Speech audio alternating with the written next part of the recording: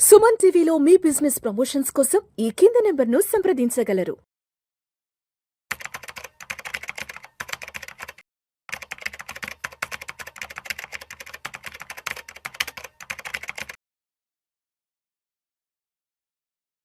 రామకృష్ణ గారు నమస్తే sir. Sir Vishnu garu నమస్తే. Welcome to Suman TV and welcome to Vishnu talks. Thank you sir. So Ramakrishna garu, ఇప్పుడు మనం ఇన్సూరెన్స్ కి సంబంధించిన కొన్ని సిరీస్ ఆఫ్ వీడియోస్ చేస్తున్నాం as for educative and informative and awareness పర్పస్గా. అయితే రీసెంట్గా ఒక ఏదో ఇన్సూరెన్స్కి సంబంధించిన ఒక మ్యాగజైన్లో ఒక ఆర్టికల్ చదివాను సార్. మెటీరియల్ చేంజ్ అంట. Material change in insurance. అవును. ఏంటి అసలు ఇన్సూరెన్స్లో మెటీరియల్ చేంజ్ అంటే ఏంటి అసలు? మెటీరియల్ చేంజ్ అంటే అతిపెద్ద మార్పు. అతిపెద్ద మార్పు. అంటే నువ్వు నా దగ్గర ప్రపోజల్ తీసుకున్నాక నీ పాలసీ ఇచ్చినాక ఈ మార్పు వల్ల నాకు చాలా నష్టం జరిగింది ఇన్సూరెన్స్ కంపెనీ అంటుంది. అంటే నేను చేసిన మార్పు వల్ల ఇన్సూరెన్స్ కంపెనీకి నష్టం జరిగింది. ఓకే, ఇప్పుడు ఫర్ ఎగ్జాంపుల్ ఉదాహరణగా ఇప్పుడు నేను మీ కంపెనీ దగ్గర ఇన్సూరెన్స్ తీసుకున్నాను. సో నేను చేసిన ఒక తప్పిదం వల్ల మీకు లాస్ ఎక్కువైంది. అవును. అది ఎలా? అది ముందే మాకు చెప్తే నాకు ముందే యాక్షన్ తీసుకునే వల్ల మనకి ఒక కమ్యూనికేషన్ ఏర్పడేది. కంటిన్యూ అవుతారా విత్డ్రా అవుతారా మీకు ఒక ఆప్షన్ వచ్చేది. మనం ఒక అండర్స్టాండింగ్ తోటి ముందుకు వెళ్ళేది. ఆ అండర్స్టాండింగ్ మొత్తం ఇప్పుడు బ్రేక్ అయ్యింది. దాన్ని మెటీరియల్ చేంజ్ అంటారు. ఎగ్జాంపుల్ చెప్తారు. కొన్ని ఉదాహరణలు చెప్పండి మన ఆడియన్స్ కి కొంచెం సరళంగా అర్థమయ్యే విధంగా. అన్ని ఉదాహరణలు వివాహంతో లింక్ ఉంటాయి సార్. ఎగ్జాంపుల్స్ వివాహం, పెళ్లితో ఎగ్జాంపుల్ చూడండి. ఇన్సూరెన్స్ లో మెటీరియల్ చేంజ్ కి అంటే ఎగ్జాంపుల్ బాగా అర్థమవుతుంది. సరే చెప్పండి. ఎగ్జాంపుల్ సార్, ఆడపిల్ల వారు ఉన్నారు. కొంచెం బ్యాక్ వెళ్తే మన 20s 90s టైంలో అప్పుడు ఎక్కువ సంబంధాలు ఎలా వెతికేవారండి? గవర్నమెంట్ జాబ్, అబ్బాయి కదా బ్యాంక్ ఉద్యోగం, గవర్నమెంట్ టీచరా, లెక్చరరా, ఇంజనీరా, లేకపోతే పెద్ద పెద్ద ఆస్తులు. రైట్. ఎగ్జాంపుల్ గా మనము గవర్నమెంట్ ఉద్యోగం ఉంది అని చెప్పేసి పెళ్లి చేసినాం. తర్వాత 2 years తర్వాత నాకు గవర్నమెంట్ జాబ్ వద్దు, నాకు దీంట్లో ఎక్కువ ఇన్కమ్ రావట్లేదు, నేను వదిలేస్తున్నా గవర్నమెంట్ జాబ్ని, నేను వేరే ప్రైవేట్గా నేను ఒక టీ కొట్టు పెట్టుకుంటా అంటున్నా. టీ కొట్టు. ఇక్కడ మేజర్ సవాల్ ఎక్కడ వస్తుంది? అతను చేసేది కరెక్టేనా? జనరల్గా మనం ఆలోచిద్దాం. అంటే అంత పెద్ద గవర్నమెంట్ జాబ్ వదులుకొని ఏదో చిన్న వ్యాపారం పెట్టుకోవడం అనేది కరెక్ట్? ఎవరి కోపం వస్తుంది? పిల్లనిచ్చిన అత్తమామలకి, పిల్ల బంధువులకి అమ్మాయి కోపం వస్తుంది. మన ఇంట్లో కూడా అరుస్తారు, ఏంట్రా బాబు అంత పెద్ద బ్యాంకులో మంచి ఉద్యోగం చేస్తూ ఏదో చిన్న వ్యాపారం అంటున్నావు. ఇప్పుడు దీనివల్ల ఒక నష్టం అనేది ఏర్పడింది. అవును. అవునా? ఇదే మెటీరియల్ చేంజ్. ఈ నష్టం అనేది ఇంపాక్ట్ పడుతుంది ఫ్యామిలీస్లలో. ఇదే కాన్సెప్ట్ ఇన్సూరెన్స్ కంపెనీలు కూడా ఉంది. భలే చెప్పారు, అసలు మంచి ఎగ్జాంపుల్ తీసుకొచ్చారు. ఇదే సార్. ఇంత మించి ఏం లేదు. క్లియర్ చెప్పాలంటే ఇది ఇన్సూరెన్స్ కంపెనీస్లో ఎక్కడ సవాళ్ళు వస్తున్నాయి, ఎక్కడ భిన్నాభిప్రాయాలు వస్తున్నాయి, క్లెయిమ్ ఎందుకు రిజెక్ట్ అవుతుంది, డిలే ఎందుకు అవుతుంది, అసలు క్లెయిమ్ వస్తుందా రాదా, అయోమయంలో ఏంటిది అనేది ఈ మీ వీడియోలో క్లియర్గా మాట్లాడుకుందాం. అంటే మొత్తానికి చేయాల్సిన పని చేయకుండా ఇంకో పని చేస్తే దాన్ని మెటీరియల్ చేంజ్ అంటారు. ఎగ్జాక్ట్లీ. రీసెంట్గా వచ్చిన దాంట్లో ఒక సాఫ్ట్వేర్ ఎంప్లాయీ ఉన్నాడు, మంచి డెసిగ్నేటెడ్ శాలరీ, మంచి జాబ్ ఉంది, ఇన్సూరెన్స్ పాలసీ తీసుకున్నాడు. కంపెనీ కూడా తన ఆక్యుపేషన్ యాక్సెప్ట్ చేసింది, పాలసీ చేసుకుంది. తర్వాత ఏమైందంటే అతను ట్రెక్కింగ్ చేయడం స్టార్ట్ చేసాడు. ట్రెక్కింగ్ చేయడం స్టార్ట్ అయింది. తనకు హాబీస్ కూడా అదే అయిపోయాయి.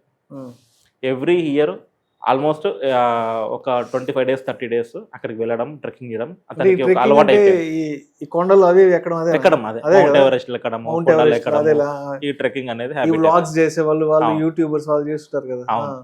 పాలసీ తీసుకున్న ముందు అతను ట్రెక్కింగ్ అసలు ఐడియా కూడా లేదు. తీసుకున్నాక రిపీటెడ్గా వెళ్తున్నారు, హాబీస్ అని చెప్పేసి రిపీటెడ్గా వెళ్తున్నారు. ట్రెక్కింగ్లో కాళ్ళు జారి కింద పడ్డారు. ఇన్సూరెన్స్ కంపెనీకి క్లెయిమ్ పెట్టుకున్నారు. మొరటోరియం పీరియడ్ కూడా లేదు. 3 years పాలసీ తీసుకుని 3 years అయింది. 4th year నాడు ట్రెక్కింగ్ అయింది. అతను అడ్మిట్ అయినాక క్లెయిమ్ అనేది టైం తీసుకుంది వెరిఫికేషన్ చేయాలి అని. ఇన్సూరెన్స్ కంపెనీలు కూడా ఏం చెప్తున్నారు, ర్యాండమ్గా టెక్నాలజీ పరంగా కొన్ని క్లెయిమ్స్ని వెరిఫై చేయాలని చెప్పేసి ఉంది, ఆడిట్ చేయాలని చెప్పేసి రూల్ ఉంది. అట్లా ఇతనికి క్లెయిమ్ ట్రిగర్ అయింది, క్లెయిమ్ అనేది వెరిఫికేషన్ చేస్తుంది. ఆ సందర్భంలో ఏం జరిగిందంటే ఆ ఇన్వెస్టిగేటర్ ఏం చేశారంటే అతని పేరు మీద ఫేస్బుక్, ఇన్స్టాగ్రామ్లో చూశారు. అసలు బయట ఏం చేస్తున్నాడు, ఏంటి ఆటలు ఏంటి, సాఫ్ట్వేర్ ఎంప్లాయీగా అని చెప్పేసి ప్రపోజల్ ఫామ్ తీసుకున్నాడు. ఈ ట్రెక్కింగ్ అనేది తనకు ఒక హాబీస్ అలవాటు ఎక్కువ ఉన్నదని చెప్పేసి ఆ వీడియోలో చేశాడు. మొత్తానికి బ్యాక్గ్రౌండ్ చెక్, బ్యాక్గ్రౌండ్ వెరిఫికేషన్ అనేది social media accounts, social media handles easy. అందులోనే మాకు సగం ఇన్ఫర్మేషన్ దొరుకుతుందండి, దాంట్లోనే తెలిసిపోతుంటది. పార్టీస్లలో వెళ్ళి పబ్లలో చేసేసి రింగులు తీసి సిగరెట్లు తీసుకుంటే పోతే అన్నీ తెలిసిపోతుంటాయి. సో ట్రెక్కింగ్ అని చేసి అతను అడిగాము, మీకు ట్రెక్కింగ్ అలవాటు ఎప్పటి నుంచి ఉంది అని అంటే లాస్ట్ 2 years నుంచి ఉందని, అలా అంతకుముందు నుంచి ఉందంటే లేదని చెప్పేసి అన్నారు. ఇక్కడ ఏమైంది అంటే ఈ ట్రెక్కింగ్ ఎక్కువ సార్లు చేయటం వల్ల ఇన్సూరెన్స్ కంపెనీకి ఏమైనా జరిగితే రిస్క్ అనేది ఎక్కువ తీసుకోవాల్సి వస్తుంది. నార్మల్గా సాఫ్ట్వేర్ ఎంప్లాయీ ఉన్నప్పుడు రిస్క్ అనేది తక్కువ ఉంటుంది, అవునా కదా? మార్నింగ్ వెళ్తారు, ఈవినింగ్ ఇంటికి వచ్చేస్తారు, రిస్క్ అనేది తక్కువ, థ్రెట్ అనేది తక్కువ, యాక్సిడెంట్లు అవ్వడం అనేది తక్కువ. ఈ ట్రెక్కింగ్ వల్ల రిస్క్ అనేది ఇన్సూరెన్స్ కంపెనీ తీసుకోవాల్సి వస్తుంది. కాబట్టి ఆ మెటీరియల్ చేంజ్ నువ్వు కనుక డిస్క్లోజ్ చేసి ఉంటే, దాన్ని నేను యాక్సెప్ట్ చేసి ఉంటే ఈ క్లెయిమ్ అనేది నీకు స్మూత్గా అప్రూవల్ వచ్చేది. ఇక్కడ మెటీరియల్ చేంజ్ అనేది జరిగింది, అందుకే ఇన్సూరెన్స్ కంపెనీ ఏం చేస్తుందంటే మెటీరియల్ చేంజ్ క్లెయిమ్ డినైడ్. ఇప్పుడు ఏం చేయాలి? అతను న్యాయ పోరాటం చేయాలి, ఆమోడ్స్మెన్ కంప్లైంట్ ఫైల్ చేయడం, అది న్యాయమా కాదని కోర్టు డిసైడ్ చేస్తుంది. ఇన్సూరెన్స్ కంపెనీ నుంచి వాదన, పేషెంట్ తరపు నుంచి వాదన చేసుకొని సరైన న్యాయం ఏంటి అనేసి కంపెనీ డిసైడ్, మన ఆమోడ్స్మెన్ డిసైడ్ చేస్తుంది. ఇది కంపెనీ తప్ప రాంగా, ఈయన తప్ప ఈయన రాంగ్ అనేది కోర్టు డిసైడ్ చేస్తుంది. ఇక్కడ ఎవరేం చెప్పలేము, కొంతమంది ఇన్సూరెన్స్ కంపెనీ తప్పు అంటారు, కొంతమంది ఈయన తప్పు అంటారు, ఎవరి అభిప్రాయం వాళ్ళది కోర్టు డిసైడ్ చేస్తుంది. ఇలాంటి ఫ్యాక్టర్లో క్లెయిమ్ అనేది ఖచ్చితంగా డిలే అవుతుంది. ఇలాంటి ఎగ్జాంపుల్స్ ఏంటేంటిది? ఏజ్. నా కేసులో రియాలిటీ ఒక కేసు జరిగింది. మీకు తెలుసా పెన్షన్ అనేది ఏ ఏజ్ నుంచి వస్తుంది? పెన్షన్ మనం ఉద్యోగం రిటైర్ గవర్నమెంట్ ఇచ్చే స్కీమ్స్, లైక్ మన గవర్నమెంట్ పెన్షన్ కదా, నెలకి 2,000 3,000 Aasara pension. Okay okay. Aasara pension వల్ల ఆ ఏజ్ ఎంత ఉంటుంది? 60 నుంచి 55 55 నుంచి ఆసరా ఇస్తుంటారు కదా. సో ఒక డెసిగ్నేటెడ్ ఏజ్ నుంచి మేము పెన్షన్ ఇస్తాము అంటారు. వీళ్ళు ఏం చేశారంటే ఆధార్ కార్డులో ఉన్న ఏజెస్కి గవర్నమెంట్ దగ్గరికి వెళ్ళి డేట్ ఆఫ్ బర్త్ చేంజ్ చేసుకొని మిస్టేక్స్ ఉన్నాయని చెప్పేసి కరెక్షన్ చెప్పించుకొని ఏజ్ పెంచుకున్నారు. ఏజెస్ పెంచుకొని పెన్షన్ తీసుకుంటున్నారు. ఇక్కడ ఏం జరిగిందంటే ఇన్సూరెన్స్ తీసుకునేటప్పటికీ కరెక్ట్ ఏజ్ అనేది ఉంది. డన్. తర్వాత 1-2 years తర్వాత ఈ ఎవ్రీ మంత్ పెన్షన్ ఎందుకు ఓట్టుకోవడం అని చెప్పేసి ఇన్సూరెన్స్ కంపెనీకి చేంజెస్, డేట్ ఆఫ్ బర్త్ చెప్పలేదు. తర్వాత ఇది పెన్షన్ కోసం అని చెప్పేసి date of birth 10 years 15 years పెంచేసినారు. ఎట్లనో జరిగింది, ఇక ఎవరో లంచం మంది తెలియదు, ఎట్లనో జరిగింది. ఆధార్ కార్డులో కూడా డేట్ ఆఫ్ బర్త్ మారిపోయారు. 3-4 years తర్వాత ఇన్సూరెన్స్ కంపెనీకి క్లెయిమ్ పెట్టుకున్నారు, కాళ్ళ బాగా ఉబ్బింది, కిడ్నీ ప్రాబ్లం అని చెప్పేసి క్లెయిమ్ పెట్టుకున్నారు. అప్పుడు ఆధార్ కార్డులో ఏమైనా ఉందంటే ఇయర్ 1965 అని చెప్పేసి మెన్షన్ అయ్యారు. మరి పాలసీ తీసుకున్నప్పుడు 1980 ఉంది కదా.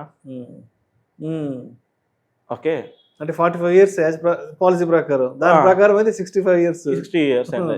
అదేంటిది ఇలా చేంజెస్ ఏంటి అని వస్తుంది.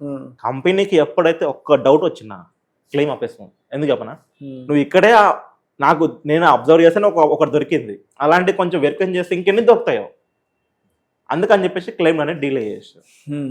వీళ్ళు ఏమంటున్నారంటే 65 ఏజ్ అవును ఏమవుతుంది, నేను అంత ప్రీమియం ఇప్పుడు 3 years బ్యాక్ ఎంత జరిగిందో, ఎంత ప్రీమియం డిఫరెన్స్ వచ్చిందో చెప్పి నేను కట్టేస్తా, నాకైతే క్లెయిమ్ ఇవ్వు అంటుంది. క్లెయిమ్ రిజెక్టెడ్, మెటీరియల్ చేంజ్, నువ్వు తప్పు చేసావు, గవర్నమెంట్ మోసం చేసావు, ఈ మోసాన్ని నేను అంగీకరించాను, క్లెయిమ్ రిజెక్షన్, మీరు ఓంబుడ్స్మెన్కి వెళ్ళాను.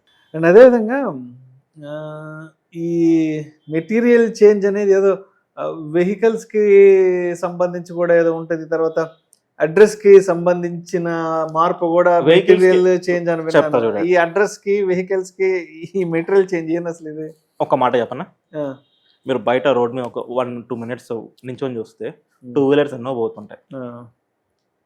అందులో జెన్యున్ బైక్ ఓనరు, అతని పర్సనల్ పని మీద, ఆఫీస్ పని మీద ఎవరు పోతున్నారు? ర్యాపిడో పర్సనా, ఊబర్ పర్సనా, ఓలా పర్సనా? మీరు చెప్పగలుగుతారా? చెప్పలేం కదా.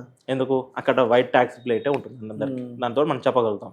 అయితే ఇప్పుడు చూడండి, నేను మార్నింగ్ బైక్ మీద వెళ్ళేసి ఈవినింగ్ బైక్ మీద వస్తా అంటే నాకు ఒక లెవెల్ ఆఫ్ థ్రెట్ ఉంటుంది. అంటే మార్నింగ్ ఈవినింగ్ 2 థ్రెట్లు, ఏమైనా జరగవచ్చు. అయితే నువ్వు అస్తమానం డే మొత్తం తిరుగుతూనే ఏమన్నా రోడ్ల మీద, అప్పుడు ఏమవుతుంది?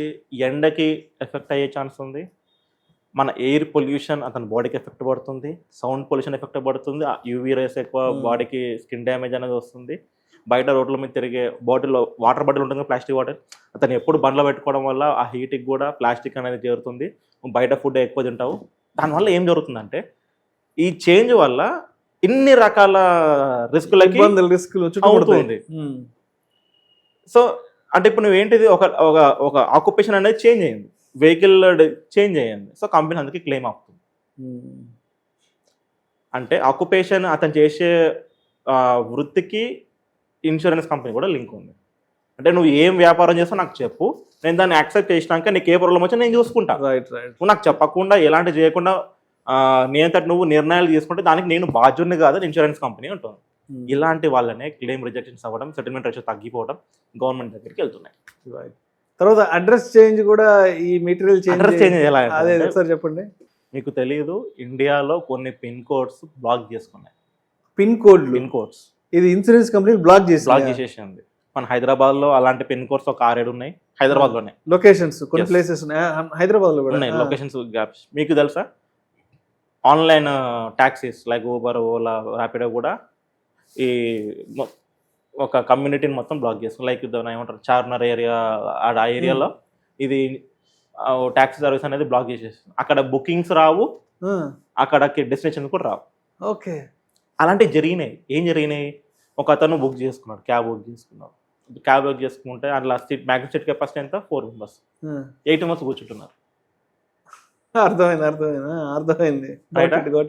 నాకు ఎక్కువ ఎందుకు ఎక్కువ నేను బుక్ చేసుకున్నా బండి మొత్తం నాదేనది కాదు, 4 మెంబర్స్ కూర్చోవాలి, ఎక్కువ మంది కూర్చుంటున్నారు. అంటే మామూలుగా దానికి పడే ఫేర్ 200-250 పడుతుంది, మేము 10 మంది ఎక్కుతాం 8 మంది ఎక్కుతాం అంటే ఉన్నాడు బతకాలి కదా డ్రైవర్ కూడా. వేరే ఎల్బీ నగర్ నుంచి అక్కడ డెస్టినేషన్ పెట్టుకున్నాం. దిగినాక డబ్బులు అడితే నేను ఇక నేను చేసుకుంటూ చేసుకోపో, మేరా మాలూమే తెరా మాలూమే, ఎక్కడ ఒక మాట చెప్తే గట్టి ఎవరు వస్తే అందరు వస్తారు. అతను ఏం చేస్తాడు, పోనేరా బాబు నాకు ఈ డబ్బులు లేకపోయినా బండి